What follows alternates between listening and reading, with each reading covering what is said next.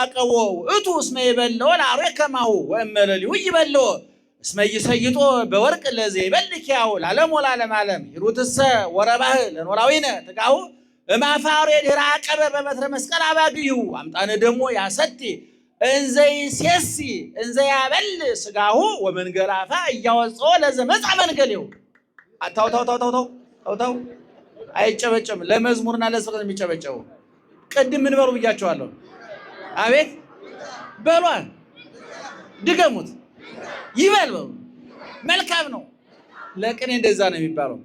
ካም ነው በሉ ወንዶች በሉ እስኪ ይበል እንደዛ ነው። ስጨርስ ነው ታዲያ መወድስ ይባላል። 8 ቤት ነው ንባቡ ያማረ ምስጢሩ የጠለቀ የዛሬ 70 እና 80 ዓመት የተደረገ እያደር እየጣፈጠ የሚሄድ ንባብ እያደር እየጣፈጠ የሚሄድ ምስጢር ያለበት የዮሐንስ ወንጌል ምዕራፍ 10ን የተረጎመ የታላቁ ሊቅና ጻድቅ የመላከ ብርሃን አድማሱ ጀንበሬ ቅኔ ነው። ስብከቱ ውስጥ አልገባም። እሱን ተርጉሜላችሁ እጨርሳለሁኝ። መወድስ ነው ቅኔው 8 ቤት ነው ብያችኋለሁ። መጀመሪያ ላንብበው። እማፋሬ በጋ ለማቀበ ኖላዊ አባግ አይላፍ ምን ትሩናሁ ወምን ትውቱ ለዘይ ታቀበረባሁ እማፋሬ ድራ ባጭሩ ተርጉምላችሁ። ዛሬ በቤተ ክርስቲያናችን ኖላዊ ይባላል። ኖላዊ ማለት እረኛ ማለት ነው። እረኛ ከኢየሱስ ክርስቶስ የባህሪም የግብርም ስሞቹ መካከል አንዱ ነው። እንደምታውቁት የኢየሱስ ክርስቶስ ስሞች 4 ነገርን ማካተት አለባቸው፣ ያካትታሉ። 1 የባህሪውን ርቀት፣ 2 የፍቅሩን ጥልቀት፣ 3 የክብሩን ምጥቀት፣ 4 የሥራውን አይነተ ብዙነት ያሳያሉ። ባህሪው ረቂቅ ነው፣ ፍቅሩ ጥልቅ ነው፣ ክብሩ ምጡቅ ነው፣ ስራው ብዙ ነው። ይሄንን ስሞቹ በጠቅላላ ይሄን ያሳያሉ። እና ከነዛ ስሞቹ መካከል አንዱ ኖላዊ ይባላል። በሉት እስኪ ኖላዊ ይባላል። እረኛ፣ ጠባቂ፣ ተንከባካቢ ማለት ነው። እሱ እረኛ ሲባል እኛ በጎች እንባላለን። እሱ ዛፍ ሲባል እኛ ቅርንጫፎች እንባላለን።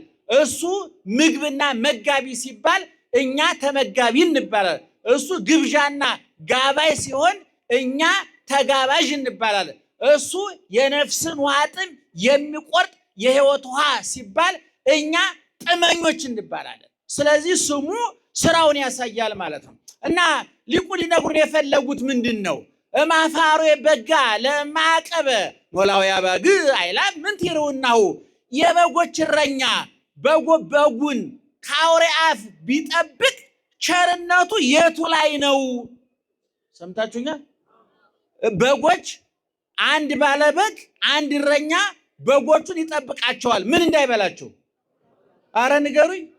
ምን እንዳይበላቸው? እሺ፣ ይሄ እረኛ በጎቹን ከአውሬ አፍ መጠበቁ ጥሩ ሰው ያሰኘዋል?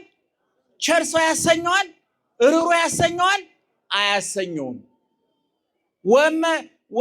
ወምን ትውቱ ለዘይ ታቀበረባሁ የተጠባቂውስ የበጉ ጥቅም ምንድን ነው ይልና ይጠይቃል። እማፋሬ ድራ አቀቦ ውእቱ እስመ ይበልዎ ለአርዌ ከማሁ ቀበሮ እንዳይበላው ተኩላ እንዳይበላው ሲንከባከበው ከኖረ በኋላ መጨረሻ ላይ ራሱ ይበላዋልና። ሰላም ዋላችሁ።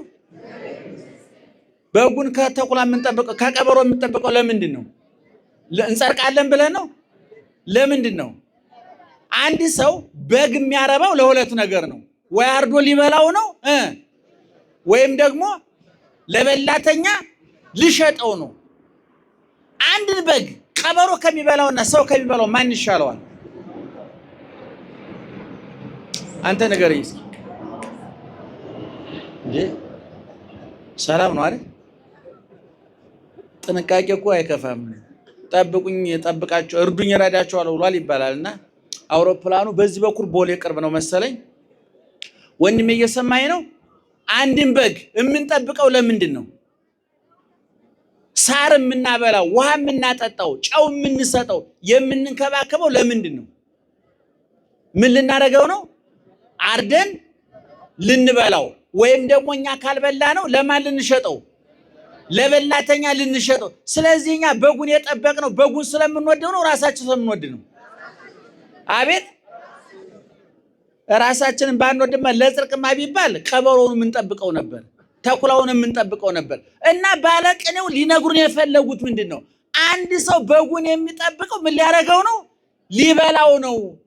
እሱ እንኳን ባይበላው አስብቶ ለማን ይሸጠዋል? ለበላተኛ ይሸጠዋል አሉ። የሰሙ ነው። እውነተኛ እረኛ ግን የኛ እረኛ ክርስቶስ ነው። ጠብቆ ይጠብቀናል። እንደ ሳር ስጋውን አበላን፣ እንደ ውሃ ደሙን አጠጣን። ከተኩላ ከቀበሮ ከአውሬ ከዲያብሎስ ጠበቀን። በዚህ እሱ በመጠበቁ እኛንን የተጠቀምነው፣ ክርስቶስ ነው የተጠቀመው። አቤት እረኛ በጉን ይበላዋል፣ በጉ እረኛውን ይበላዋል። ኧረ ተንቀሳቀሱ። እረኛ በጉን ይበላዋል፣ በጉ እረኛውን ይበላዋል። እረኛችን ማን ነው? በላን በላ ነው? ንገሩኝ። በላን በላ ነው? እሺ ጠበቀን ጠበቅ ነው? ስለዚህ ከዚህ ዓለም ይለያል አይለይም? አያችሁ ታላቁ ሊቅ ምን ነው ደጋገመው? አውሮፕላኑ በሰላም ነው? እስኪ አጨብጭቡ አንድ ጊዜ። በጣም ጥሩ። ስለዚህ ይሄ ወደ የት ይወስደናል መሰላችሁ? ወደ ዮሐንስ ወንጌል ምዕራፍ 10 የዛሬው ሰንበት በኦርቶዶክሳዊ ተዋሕዶ ቤተክርስቲያን ደንብና ስርዓት መሰረት ኖላዊ ይባላል። እረኛው ክርስቶስ፣ ጠባቂነቱ፣ ምግብነቱ። ሰዎች በጎቻቸውን አስብተው ያርዷቸዋል ወይም ለበለተኛ ይሸጧቸዋል። የኛ እረኛ ክርስቶስ ግን እኛው ሸጥነው፣ እኛው ሰቀልነው፣ እኛ በላነው፣ እኛ ጠጣነው፣ ጠገብንበት፣ ረካንበት፣ ለበስነው፣ ሞቅንበት፣ ደመቅንበት። መስቀል ላይ በፈሰሰው ደሙ የነፍሳችን ዋጥም ቆረጠ። መስቀል ላይ በቆረሰው ስጋው የነፍሳችን ረሃብ ቆረጠ። እሱ ተራቁቶ አለበሰን፣ እሱ ተርቦ አጠገበን፣ እሱ ተጠምቶ አጠጣን። ለዘላለም ስሙ የተመሰገነ ይሁን።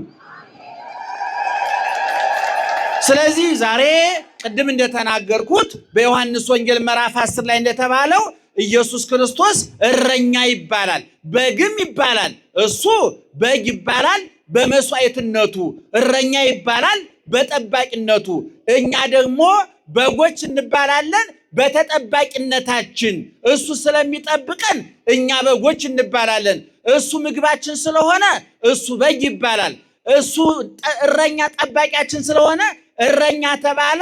ካህናት፣ ጳጳሳት፣ መነኮሳት፣ ሊቃውንት ደግሞ በሱ እሱ ስለሾማቸው እሱ ስለሰጣቸው እረኞች ይባላሉ። ስለዚህ ይህን በግ ለፋሲካው ለልደቱ እንብላው። ምዕመናን አሁን በዓል ከነገ ወዲያ ሊከበር ነው። ቤታችን ተጠርጓል፣ ሶፋው ታጥቧል፣ ግድግዳው ተወልሏል፣ ወለሉ ተወልሏል፣ መጋረጃ ተቀይሯል።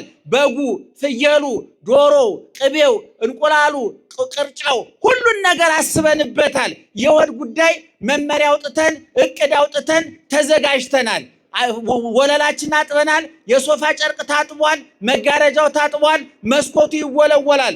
ለመሆኑ የህሊናችን መስኮት፣ የህሊናችን ወለል፣ የህሊናችን መጋረጃ መቼ ነው የሚታጠበው? የመነቸከ ህሊናችን፣ የቆሸሸ አእምሯችን፣ የረከሰ ሰውነታችን፣ የመነቸከ ማንነታችን በንስሐ ታጥቦ በንስሐ ነጽቶ ክርስቶስን በልቶ ክርስቶስን ጠጥቶ እፎይ ብሎ የሚኖረው መቼ ነው?